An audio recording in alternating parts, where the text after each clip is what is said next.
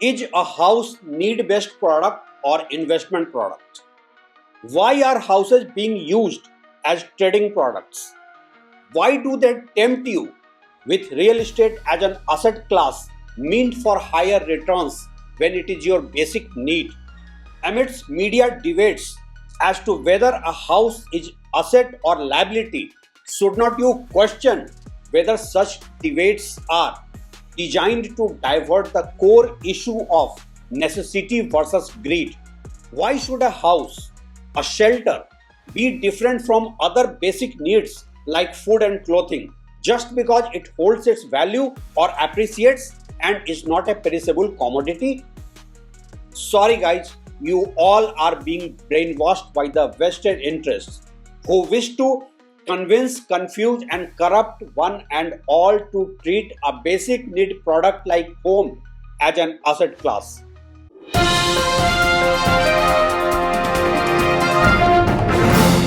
You are watching Track to Reality, and I am Ravi Sinha. And I am yet again raking up a controversial and not so pleasant issue that hurts the vested interests. And why am I doing so? Well, I am part of very many debates on real estate across the media spectrum, and every time I find it amusing that the discussion mostly revolves around whether real estate is an asset or liability. Should one buy a house or is it better to live on rent? What is the average ROI of a given property market? And I just wonder why all the cost and benefit analysis is being done merely on financial calculation and not how a basic need product like house should be viewed in the first place. Issues like housing shortage and demand and supply gap are not just statistics of a given product but a crude reality of a greed driven economy. My fundamental objection with such media debates is that whichever side of the argument you are not realizing the fact that you are playing into the hands of vested interests of the larger real estate ecosystem. In this ecosystem, all the connected parties, builders, brokers, banks, and even the government are beneficiaries at your cost.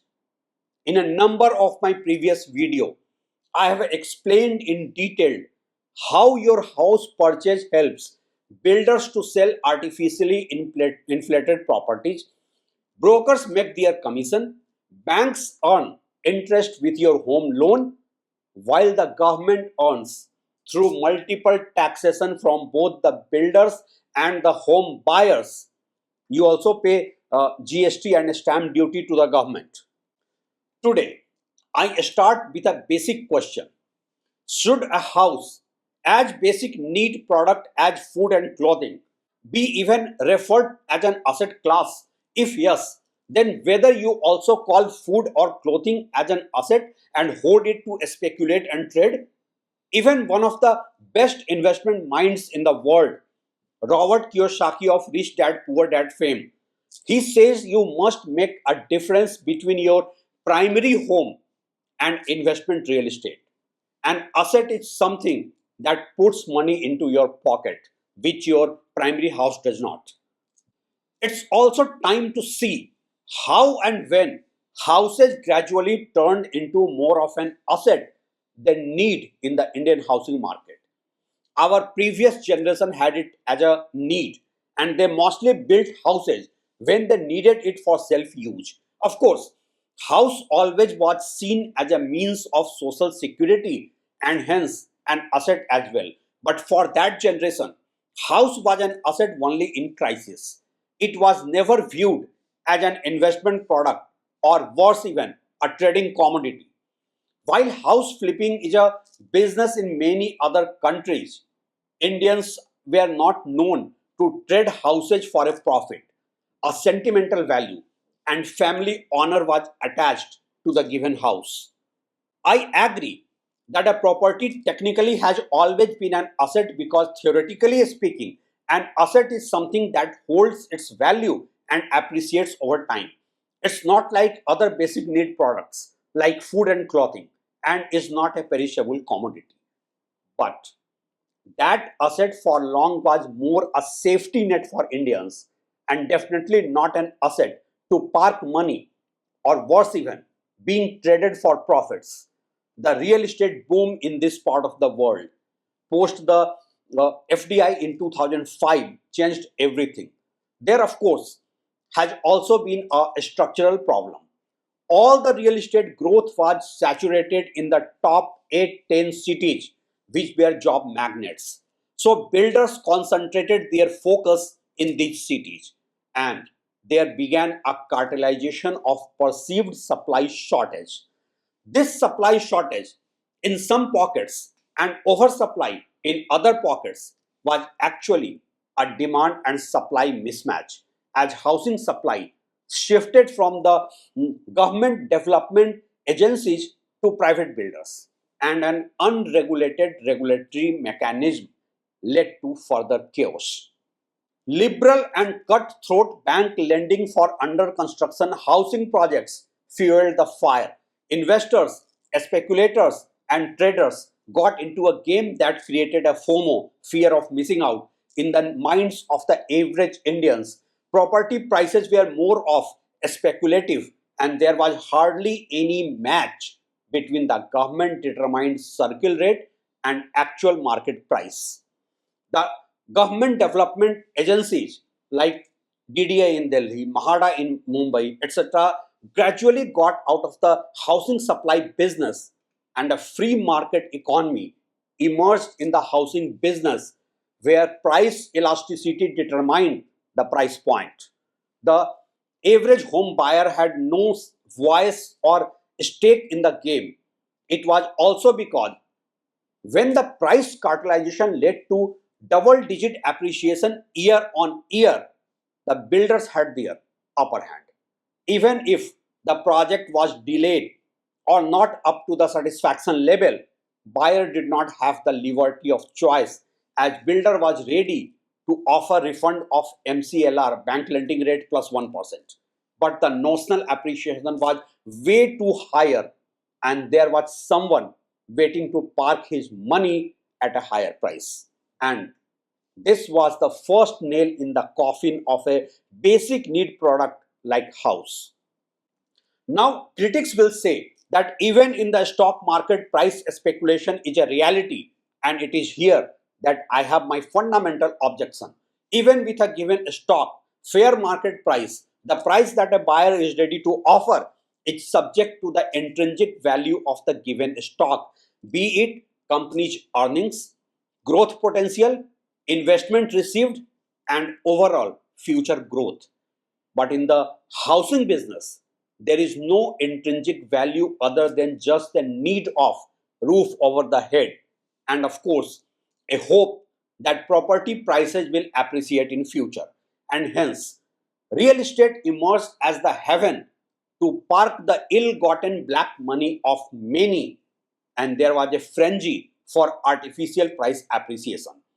The deep pocket investors into real estate trading started pouring in money, and underwriters started buying housing stocks in bulk booking. And houses started changing hands 3 4 times even before the project getting delivered, and it became more of an asset than a product of need. It's not that only the deep pocket investors got into price speculation and they only perceived property as an investment product, but even the salaried class too got into this trap of grid driven economy thanks to the liberal home finance business. There was a period when house price doubled in 4 to 5 years from launch to completion, and the ROI was in the range of 15 to 18% year on year. The ROI was so high because the organized real estate supply was mostly limited to top 8 10 cities where migration was happening and jobs were opening. This high ROI got acceptance in collective consciousness as the new normal. First movers into this property price appreciation made fortunes, and that was a nail in the coffin of real estate. Houses ceased to be affordable for those average Indians who needed it for self-use. It became more of asset class now, meant only for deep pockets.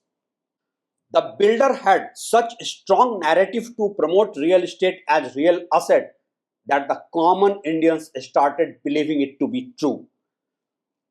And an average Indians can't be blamed for that. When all that data points are controlled by the vested interests and there is a complete information blackout with reality, you tend to believe what the mass media is bombarding day in and day out. For example, price appreciation data or higher sales data. Who is releasing that data? How is that data sacrosanct? Do you have any resources to cross check the reality? Most of the real estate data, whether you price points or sell, is released by the property brokerage firms who also position themselves as property consultants. Now, brokers can't afford to antagonize their masters, the builders.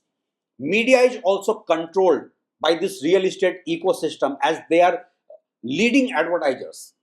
In media debates, most of the commentators are industry stakeholders who have skin in the game. Why is there no presence of independent analysts, economists, and home buyers in real estate media debates?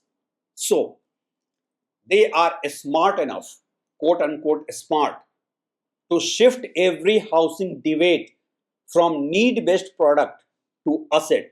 And when that argument fails and it has lesser ROI than other asset classes, then it goes back to emotions of home buying. Be consistent, man. How many times do you read news reports of real estate crude realities, realities of lack of affordable housing, or the exploitation of harassed home buyers? All that you read is a too rosy picture where reports of phenomenal price appreciation, luxury housing boom, and your favorite celebrities buying expensive houses mesmerizes you. Have you ever thought whether this is the reality of large universe of Indians? No. These are just proxy PR of builder lobby. You get to know that rich have made wealth with real estate, and that is why you too should follow the pattern. Greed is good, right? In reality, a person buying an expensive bungalow worth 190 crore rupees has such a huge net worth that the given house is not even 10-15% of his net worth. And that too is one's strategy to diversify portfolio and opt for risk mitigation. But what is your net worth? In reality, these vested interests play with your subconscious mind so smartly that you end up buying a financial liability beyond your purchase power. You start thinking that real estate is an asset for you as well, like the rich. Sorry, my friend, you have just been brainwashed. Even the government is guilty of double speak on treating housing as an asset class. In 2024, the then Revenue Secretary Government of India Sanjay Malhotra, while defending withdrawal of indexation benefits on selling houses, said a house is a need and not asset. But then the question is, if it is a need and not asset, then why is the government treating it as an asset?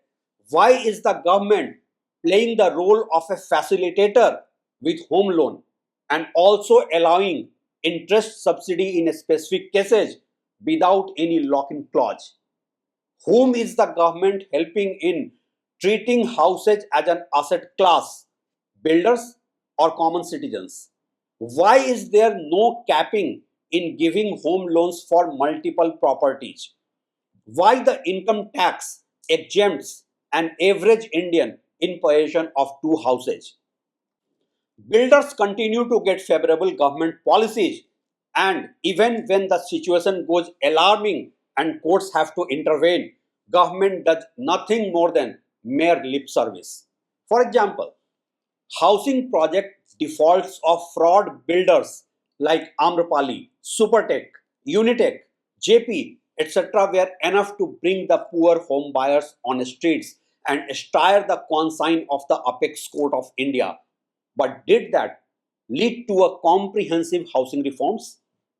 RERA was introduced to pacify the situation, but it proved to be really a poor piece of legislation that lost the trust of an average home buyer in only a few years of its existence. A few questions where answers are very obvious. Is real estate an asset class? Unfortunately, yes, but it should not. Question: is real estate a trading commodity? Again, unfortunately, yes, and the system allows it.